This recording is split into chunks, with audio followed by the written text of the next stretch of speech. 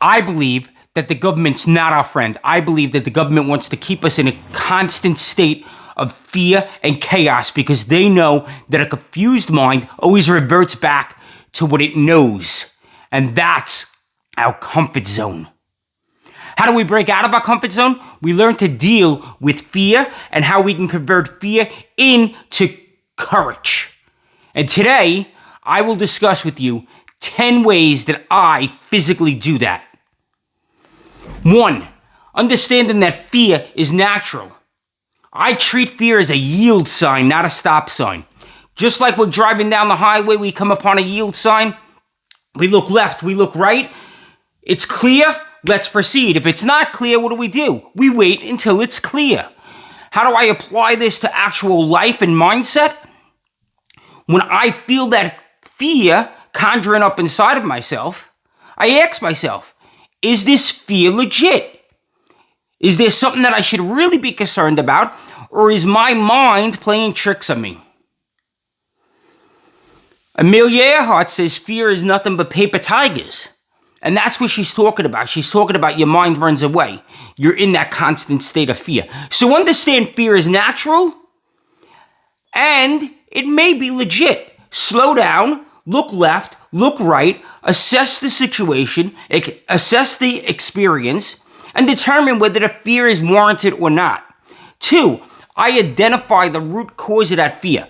Is that fear really coming from something that is legitimate?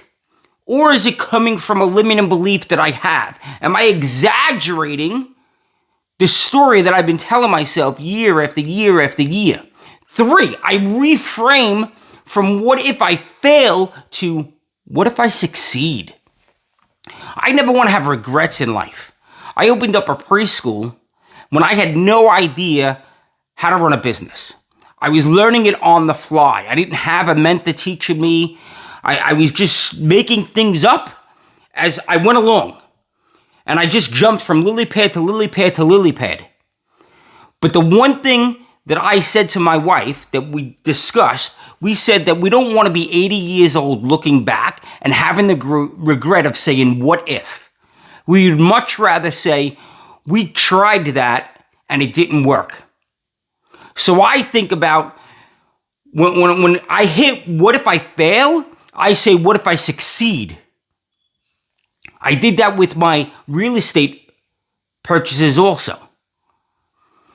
Going out into the real estate world, I had to blow up my retirement account so that I could buy a property. And I sank my entire retirement into that property. And I was scared. There was a lot of fear that was rising up.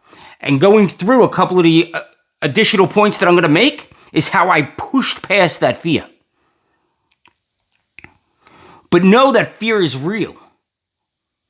Know that one of the best ways I've used is to say, what if I do succeed? I succeeded in that real estate venture. That real estate venture has changed the course of my family name. My nephews, my son are in on that deal.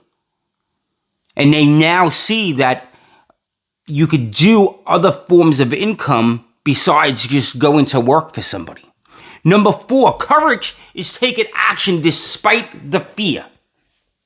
There's never been a time where the alarm bells have rang in the firehouse reporting that there's a call for a fire, that my belly didn't go.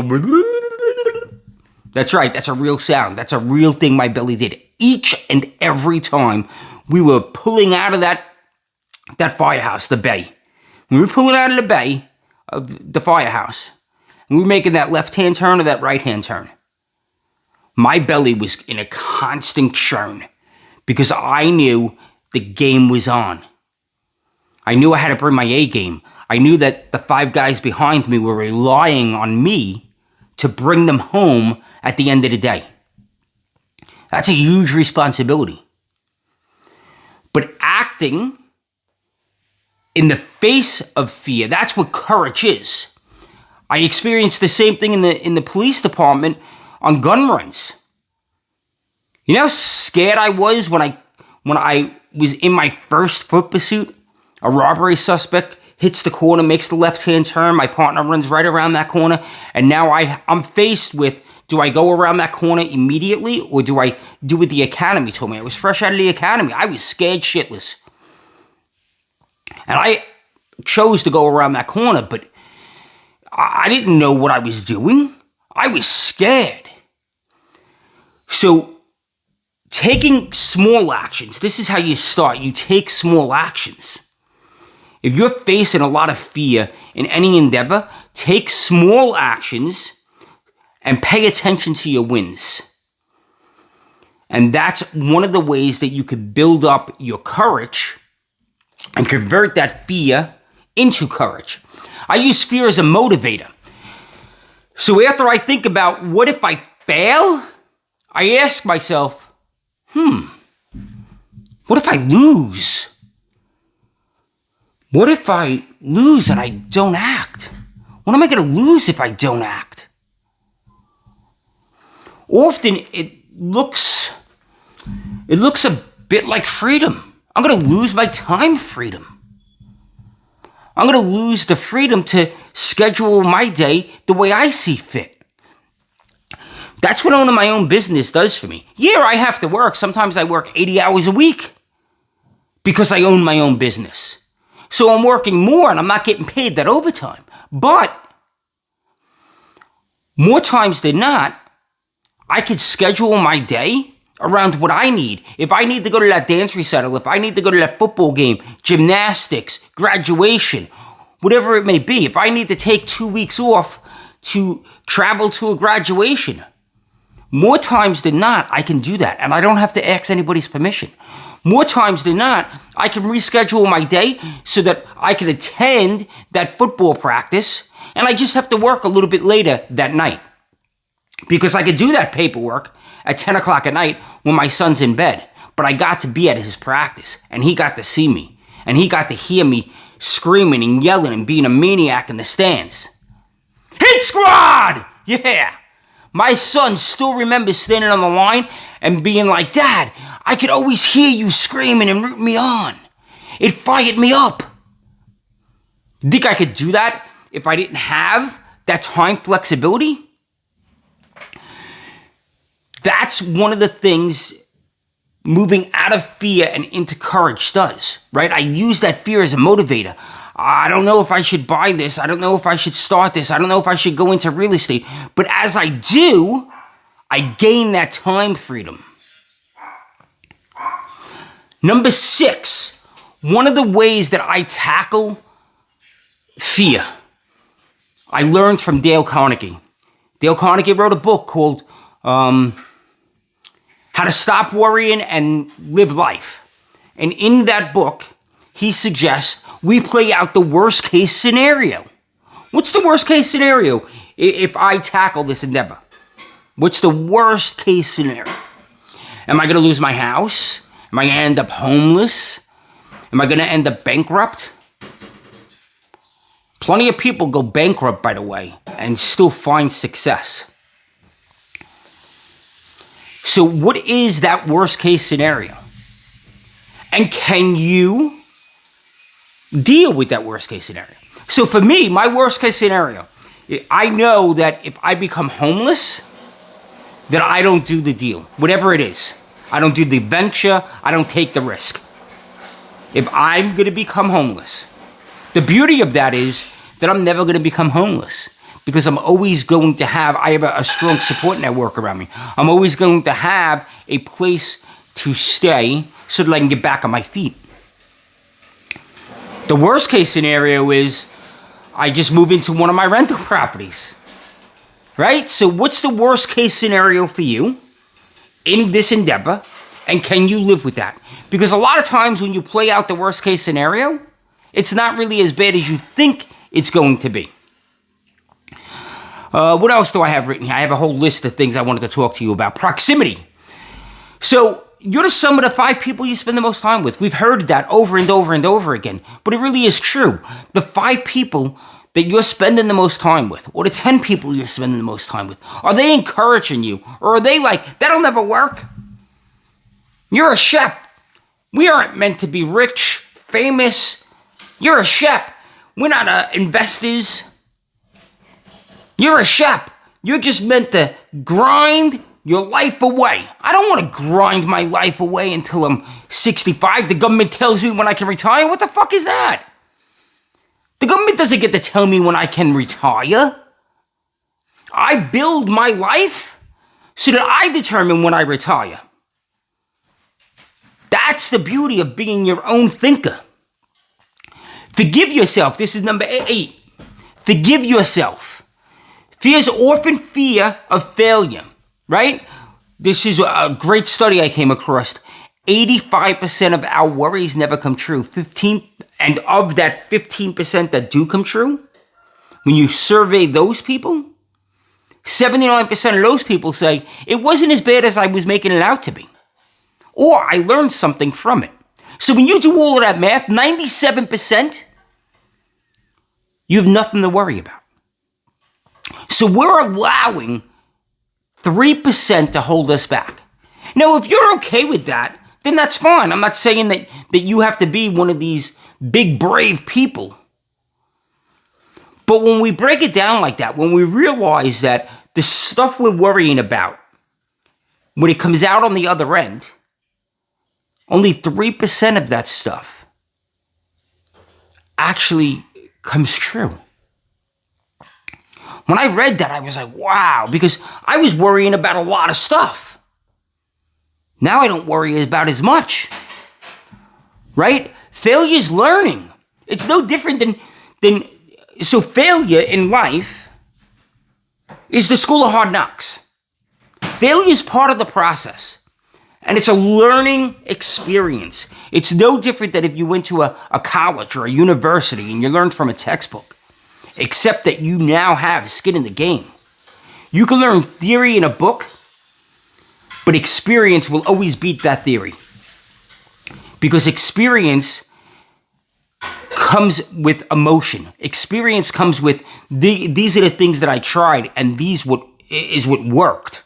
Being on the front lines, being in the arena, being bloodied and dirty because you're in the arena, there's nothing better than that. Number 9, use a mantra. Use a mantra to snap you out of your fear.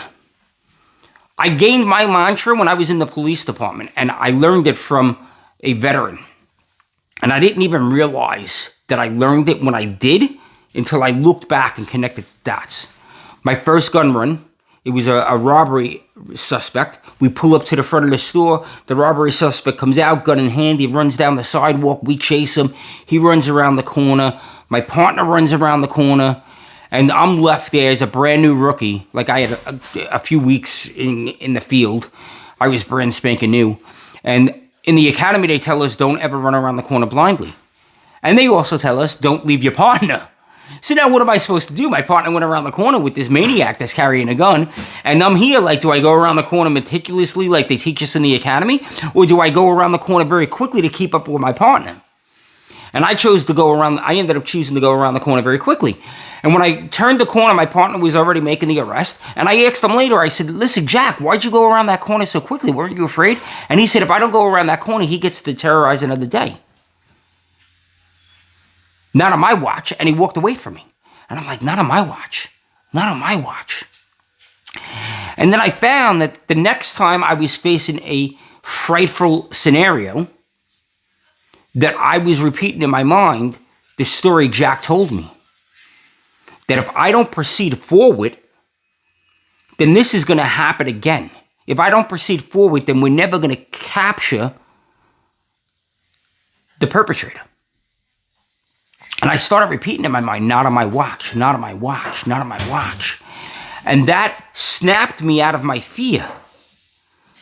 And that snapped me into, all right, am I in the best possible position I can be with the cards that I've been dealt?